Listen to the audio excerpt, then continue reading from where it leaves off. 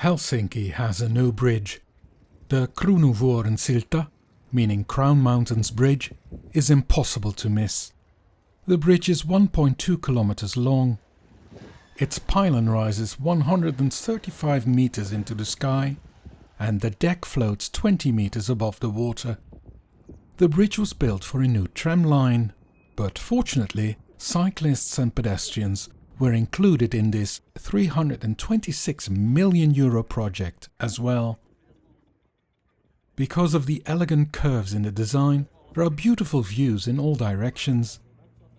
One moment you look out over reaches of the Baltic Sea, and the next the skyline of Helsinki appears ahead of you. Even some council members, who originally opposed the bridge, have since admitted that it turned out remarkably well. The bridge is visible from far away, both during the day and at night.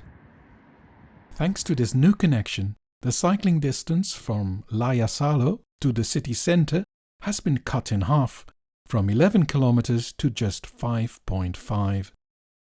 Still, the climb to 20 meters above the water feels quite steep for me as a Dutch person. For comparison, this bridge in Nijmegen, that also carries rail traffic, cyclists and pedestrians, rises only about 9 meters above the river, and it is around 2 kilometers long, so this bridge in Helsinki is considerably steeper.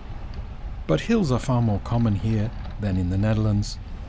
Even though the bridge had only been open for a few weeks, many people were already using it, especially during the morning rush hour.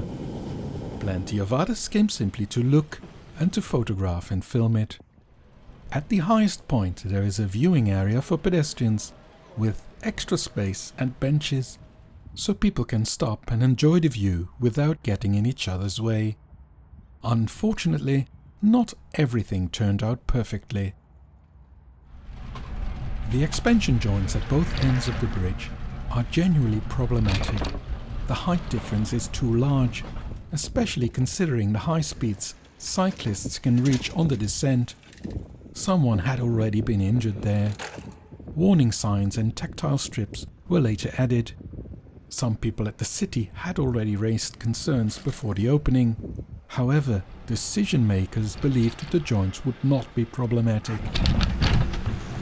Officials have since acknowledged that a mistake was made and that the problem will need to be fixed. Expansion joints on other bridges of similar size are much smoother than this, so it is certainly possible to build them properly. Drainage grates placed in the middle of the cycle path are also less than ideal, although in other places they were positioned on the footway instead. Still, the bridge itself remains very impressive. The enormous pylon towers above the water, with gigantic cables stretching down to the deck. Rings attached to those cables are designed to prevent dangerous ice formation during the winter. The new cycle route runs alongside an 8-kilometer tram line that will connect the new neighborhoods with the city center. Many of these neighborhoods are currently being built on former industrial land. Cyclists were able to benefit from this major infrastructure project as well, and it is good to see the city taking that opportunity. The project also includes 2 additional bridges.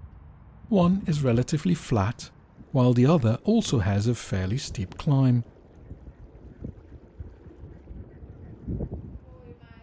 The route passes the zoo, where a completely new tram stop has been built. Cyclists do have to cross the tram tracks twice at that location. But the probable reason is that the large number of pedestrians visiting the zoo now do not need to cross the cycle route. The city was still working intensively on the tram line, even during the evening. I also happened to see what looked like a stress test for the trams. It now seems likely that the tram line will open later this year, in 2026, rather than at the beginning of 2027 as originally planned. The lighting of the bridge was not entirely finished yet. Eventually the pylon will be illuminated, and it will be possible to light it in different colors for holidays and special occasions. Lighting is apparently also planned for the railings, although during my visit only the sections outside the bridge were working. The surroundings still looked a little bare, but it was simply still early spring. Large amounts of greenery have already been planted along the tram route, and some sections even have grass tracks for the trams. Later in the year, this whole corridor should become much greener. With a route like this, cycling in Helsinki is only becoming more pleasant.